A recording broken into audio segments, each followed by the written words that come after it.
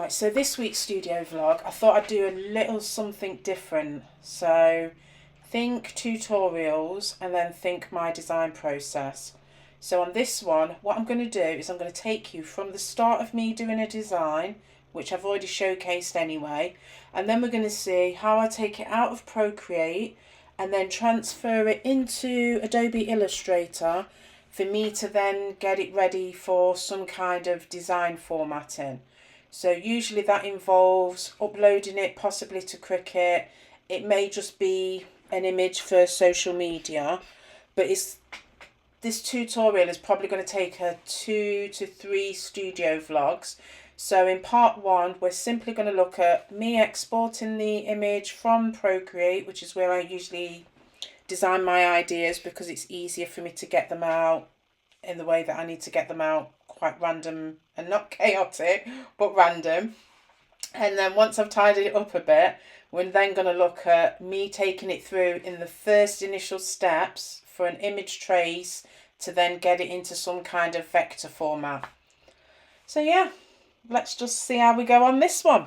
See you in a bit.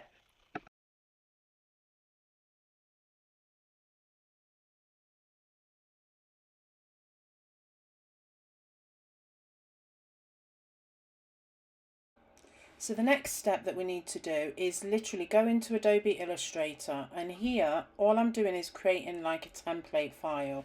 Now this is something that you're going to have to learn to see what works best with you, but over time I've realised, obviously emojis don't work, I've realised that I think it's 2048 pixels by 2048 pixels, CMYK, because obviously they're going to be printed a lot of the times, works best for me.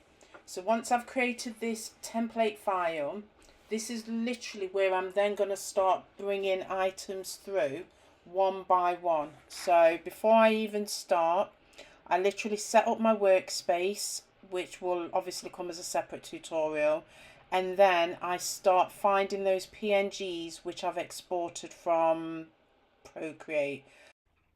So when we start bringing the layers through, we're going to need a menu that is image trace. Usually I have it set up on the right hand side as a template in my workspace, but for some reason it wasn't there. So we just go up to the top and select window, and then we want the image trace menu. Now this is the bit that's going to be tricky, because basically, as much as I've watched tutorials, I'll be completely honest with you, this bit is still very much trial and error. So I know that I need to do an image trace, and because there is no colours to bring through, I can literally just do it in black and white, which makes everything so much easier. And we're literally going to do what's like tracing the line art.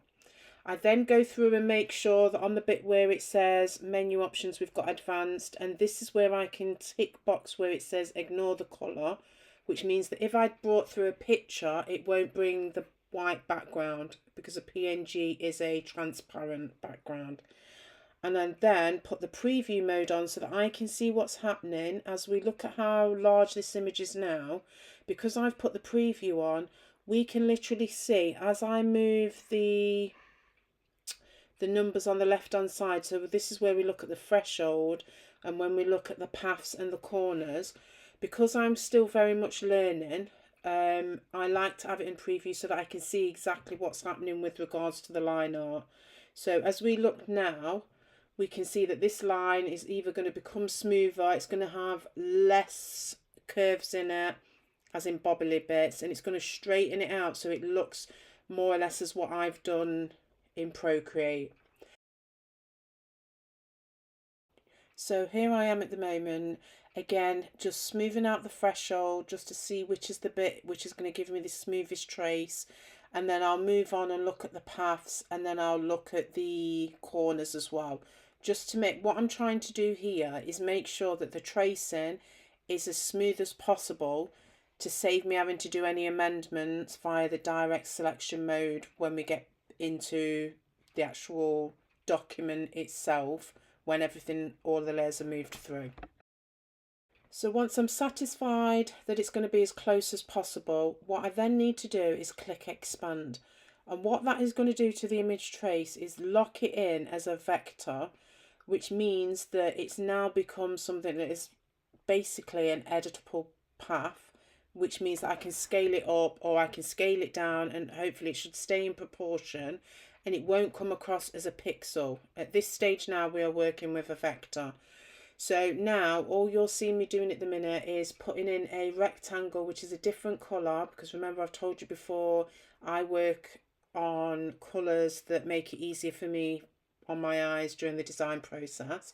But also I'm starting this process because I'm in the back of my mind I'm thinking, right, is this going to be a design or are we going to do a sticker? So let's start laying down the colours as we go along.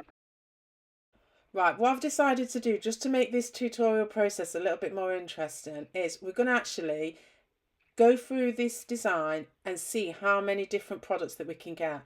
So I've had to stop the recording because I couldn't even get one of the words out. But basically I'm going to design as we go along. So let's see if we could make a print. Let's see if we can do a die cut sticker, a sticker sheet. Let's see if we could also get like a vinyl design, which would mean we'd have to do it in SVG layers, and then see if there's anything else that we can get out of it as we go along via each step. So at the minute I've turned it into a purple background because that's the colour scheme that I had in the Procreate. And all you see me doing now is I'm just going to label up the layers as we go along, just so that we can make it less complicated as we go through all of this process, because there will be quite a few different components that I'm bringing in as part of this design. So at the moment I'm currently using the smooth tool just to smooth out the path. Remember when I said to you, you had to use the thresholds and use the menu options. When you finally bring it through, we do have one final stage where we can just make the path a little bit smoother. Right, what I'm going to do now is just put you on a little bit of music in the background while we watch as I bring through each different layer, which is part of the design. So I've brought through the skull on its own layer. I think I ended up bringing the flowers initially through as one big layer, and we'll tackle that when we get to that next stage. So here's a little bit of music and I'll see you in a bit.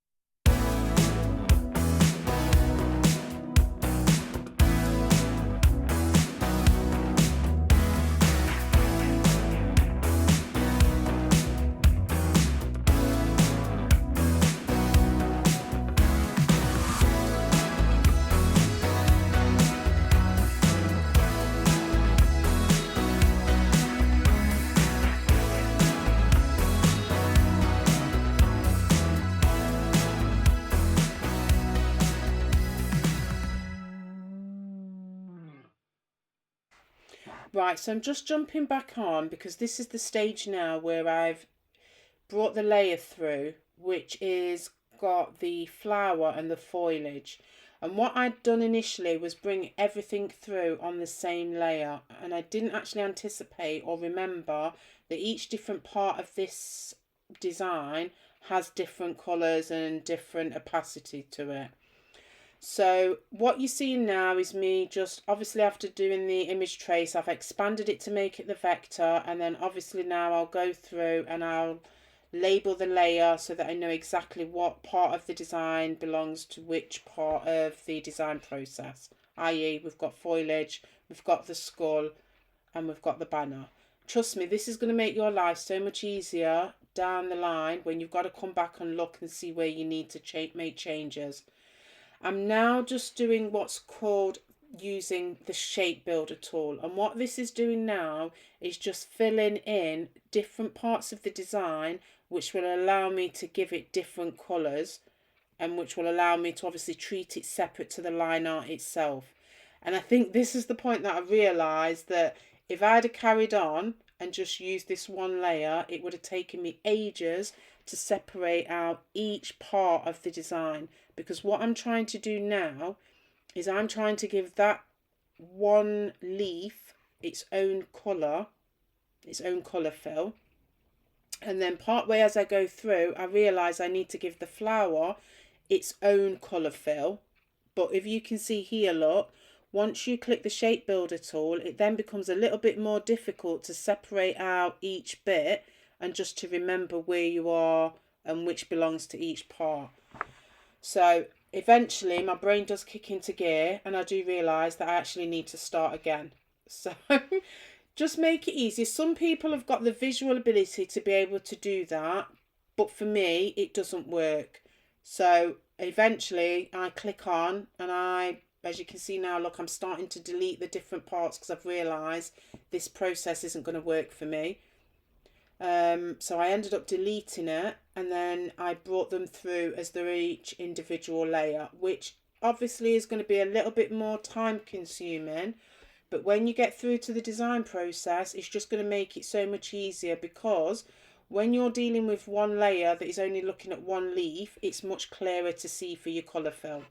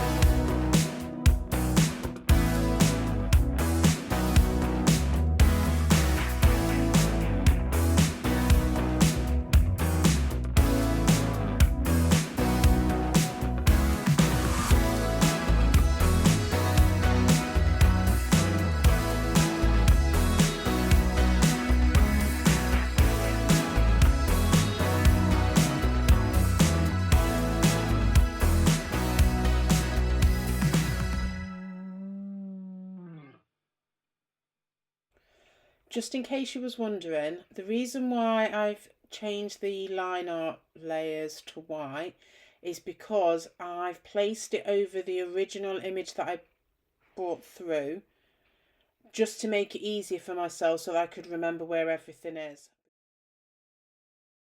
So now we're able to start using the shape builder tool again, and can you see how much easier it is now you're only working with one individual object?